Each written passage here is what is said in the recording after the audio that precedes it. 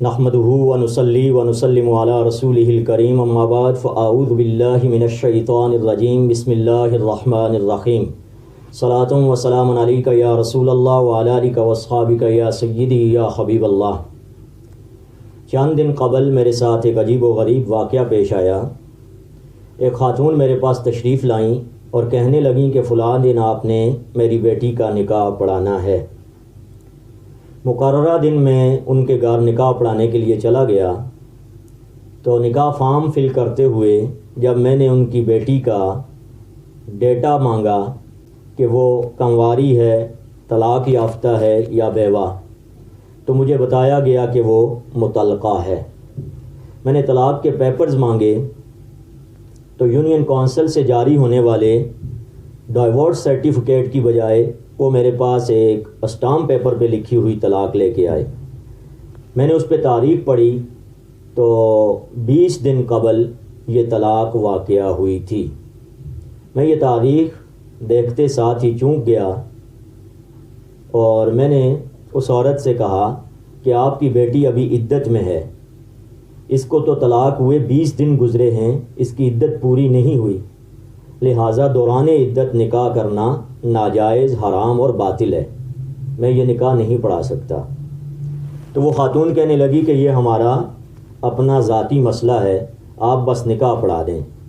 میں نے کہا یہ صرف آپ کا ہی مسئلہ نہیں بلکہ آپ کے ساتھ ساتھ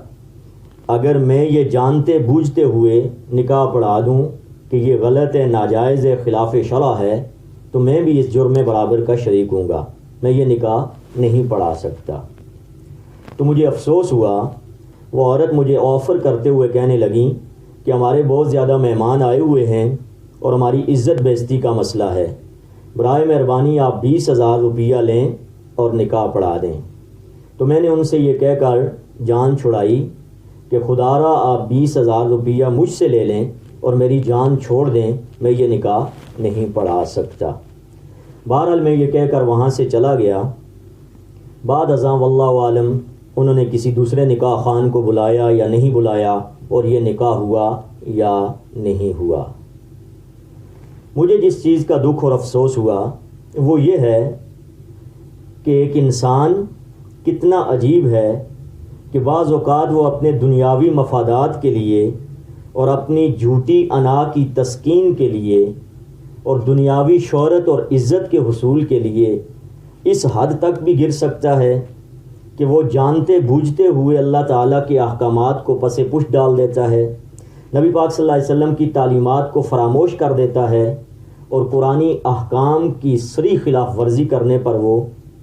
تیار ہو جاتا ہے۔ اس چیز کا مجھے بڑا دکھ ہوا۔ اللہ تبارک و تعالیٰ نے قرآن مجید فرقان حمید میں عدت سے متعلقہ احکام کو بڑی تفصیل سے بیان فرمایا۔ ہاں وہ عورت حاملہ ہے یا وہ حیض والی ہے، یا وہ عورتیں جنہیں حیض نہیں آتا، یا وہ عورتیں ہیں جن کے خامن فوت ہو گئے ہیں، یا وہ عورتیں ہیں جن کا نکاح ہوا لیکن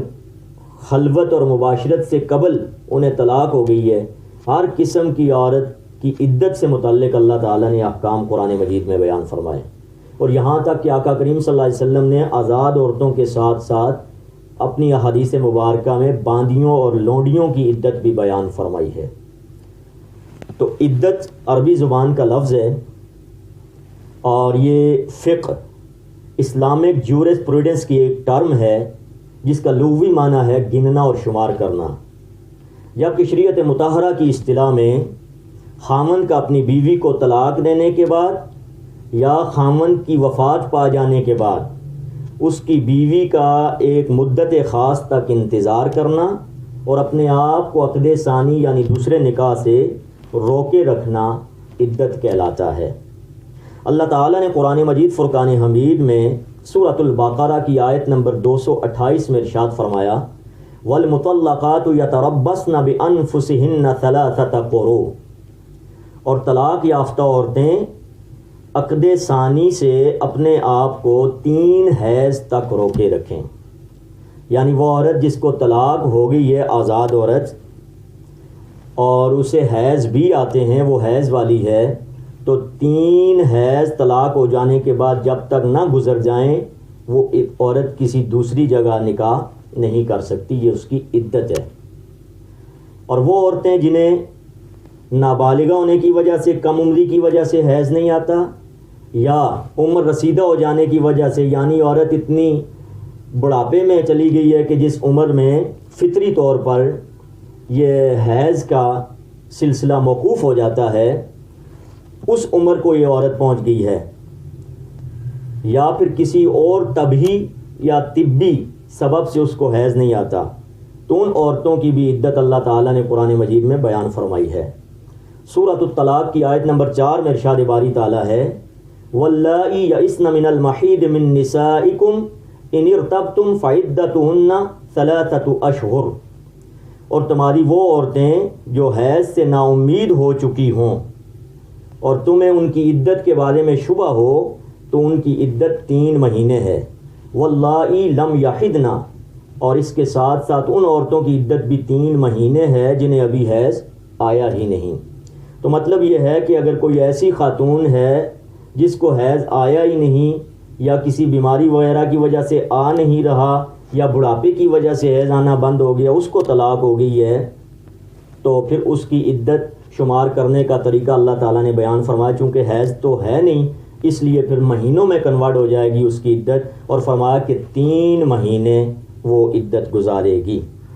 اس کے علاوہ جو عورتیں حاملہ ہیں، پریگننٹ ہیں، ان کی عدت اللہ تعالیٰ نے اسی آیت میں آگے بیان فرمائی وَأُولَاتُ الْأَحْمَالِ أَجَلُهُنَّ أَن يَضَعْنَ حَمْلَهُنَّ، اور جو عورتیں حاملہ ہیں ان کی عدت وضع حمل، ڈلیوری آف دا چائلڈ، یعنی بچے کو جنم دینا ہے۔ تو حاملہ اور پریگننٹ عورت جب تک بچے کو جنم نہ دے دے تب تک وہ کسی دوسری جگہ نکاح نہیں کر سکتی۔ اس کے علاوہ جن عورتوں کے خامن فوت ہو جائیں، بیوہ عورت کی عدت اللہ تبارک و تعالیٰ نے سورۃ البقرہ کی آیت نمبر 234 میں بیان فرمایا والذین یتوفون منکم، اور جو لوگ تم میں سے فوت ہو جائیں، وَيَذَرُونَ أَزْوَاجًا، اور بیویاں چھوڑ جائیں اپنے پیچھے،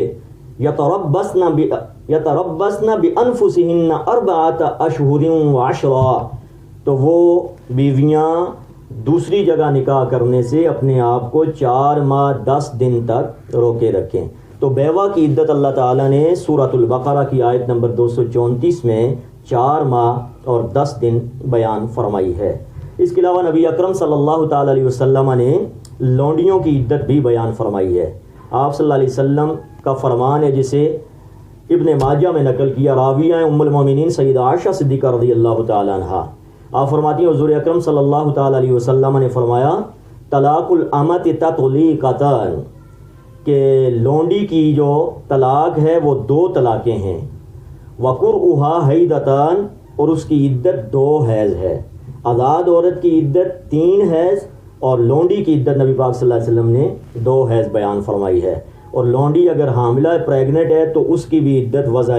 حمل ہی ہوگی، اور اگر اس کا خامن مر جائے تو بیوہ لونڈی کی عدت جو ہے وہ 2 مہینے 5 دن ہوگی۔ اور اگر یہ حیض اس کو نہیں آتا، آہستہ ہے یا کم عمری کی وجہ سے، نابالغہ ہونے کی وجہ سے حیض نہیں آتا اور اس سے طلاق ہو گئی، تو پھر اس لونڈی کی جو عدت ہے وہ 1.5 مہینہ ہوگی۔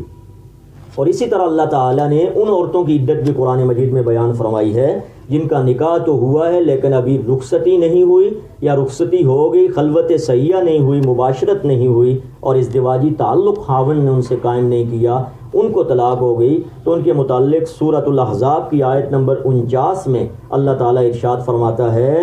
کہ اے ایمان والو، جب تم مومن عورتوں سے نکاح کرو پھر تم انہیں طلاق دے دو اس سے قبل کہ تم انہیں چھوؤ، مطلب یہ ہے کہ ان سے ازدواجی تعلق قائم کرو، تو فرمایا فما لکم علیہن من عدہ، تو تمہارے لیے ان پر کسی قسم کی کوئی عدت نہیں ہے۔ تو اگر نکاح کے بعد